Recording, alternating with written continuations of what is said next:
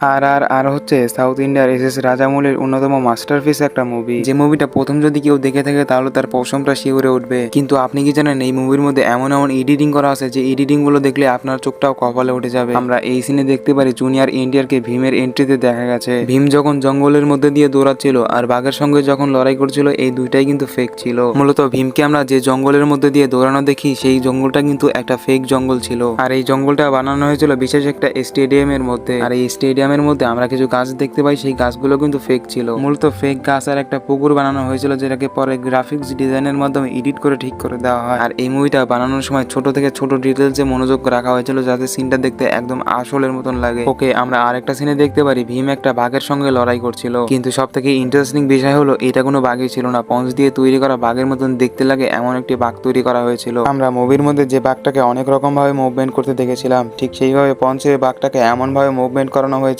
যেটাকে এডিট করে পঞ্চের বাঘ থেকে আসল বাঘে পরিণত করা হয়েছিল। তাহলে খুব ভালোভাবে বুঝতে পারতেছেন এই মুভির মধ্যে কতটা পরিশ্রম আর কতটা সময়ের দরকার ছিল। আর এই জন্যই সাউথ ইন্ডিয়ার এস রাজামৌলিকে সবাই বেস্ট পরিচালক হিসেবে বলে। তো ভিডিওটি ভালো লাগলে লাইক আর একটা ফলো তো দেওয়াই যায়।